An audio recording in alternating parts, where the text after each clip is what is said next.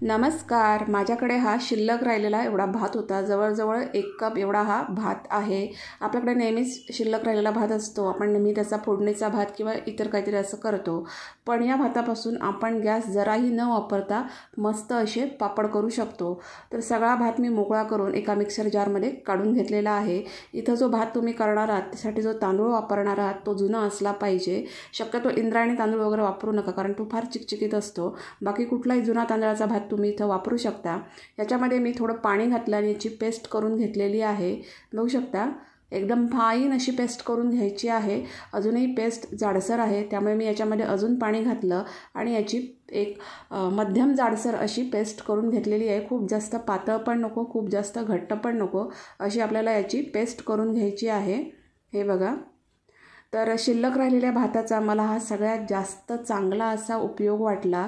आपण नेहमी शिल्लक राहिलेल्या भाताचा फोडणीचा भात किंवा फ्राईड राईस वगैरे करतो, पण हा पण त्याचा एक मस्त असा उपयोग आहे. खूप छान असे हे या भातापासून पापड तयार होतात आणि एकदम झटपट. तर सगळं जे बॅटर आहे ते मी एका बाउलमध्ये काढून घेतलेलं आहे. हे बघा. आणि त्यात मी अजून थोडं पाणी घातलेलं आहे आणि बघू शकता एवढं जाडसर मी हे बॅटर केलेलं आहे.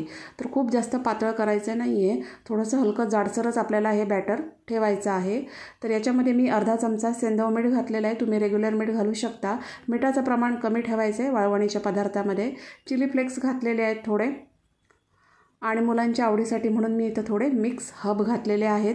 तुम्ही तुमच्या आवडीनुसार याच्यामध्ये कुठलेही मसाले घालू शकता, जसं जिरं घालू शकता किंवा नुसतं मीठ घालून साधे पापडसुद्धा करू शकता. तर मी थोडंसं इथं चिली फ्लेक्स आणि हे मिक्स हब वापरलेले आहेत. मुलांसाठी हे टेस्टला खूप छान होतात जर तुम्ही हे पदार्थ वापरले तर. खूप मस्त असे पापड तयार होतात. जराही आपण इथं गॅसचा मात्र वापर केलेला नाही आहे. आता हे छान अगदी मिक्स करून घ्यायचं आहे आणि एकदम झटपट होणारी अशी हे पापड आहेत. काहीच नाही याला. सरळ मिक्सरला भात फिरवायचा, आपल्या आवडीप्रमाणे मीठ मसाले घालायचे आणि पापड करायला घ्यायचे. एकदम सोपं आहे. खूप छान पापड तयार होतात. नक्की एकदा ट्राय करून बघा.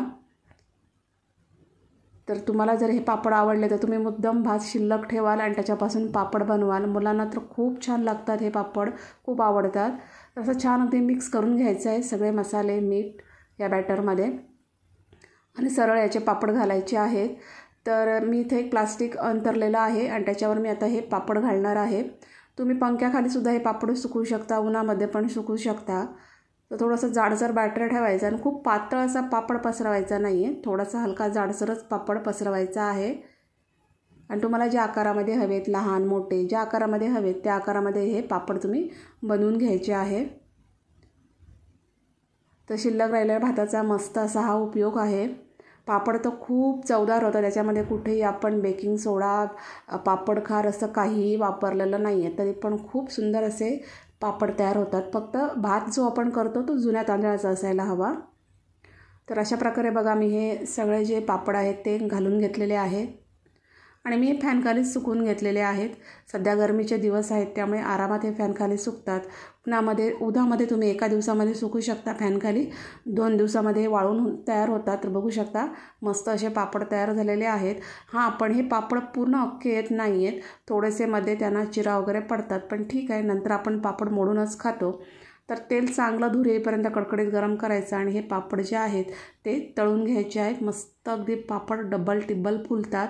हे बघा, मस्त असा पापड फुललेला आहे. परफेक्ट. खूप छान असे पापड तयार होतात. हे नक्की हा शिल्लक राहिलेल्या भातापासून असे पापड बनवून बघा. एकदम सोपं आहे, काहीच करायचं नाही आहे आणि शिल्लक राहिलेल्या भाताचा मस्त असा हा उपयोग आहे. तर असे मी पापड तळून घेतलेले आहेत. बघू शकता तुम्ही किती सुंदर असे पापड झालेले आहेत. खूप छान असे हे पापड तयार होतात. तर शिल्लक राहिलेल्या भाताचा मला हा सगळ्यात चांगला असा उपयोग वाटला. तुम्हाला वाटला की नाही ते मला कमेंट्समध्ये नक्की सांगा. जर हा व्हिडिओ आवडला असेल तर त्याला लाईक करा, शेअर करा. माझ्या चॅनलला नक्की सबस्क्राईब करा. अशा छानशा रेसिपीसह आपण भेटू नेक्स्ट व्हिडिओमध्ये. तोपर्यंत धन्यवाद. बघू शकता किती छान असे कुरकुरीत आणि क्रिस्पी पापड झालेले आहेत ते. थँक्यू.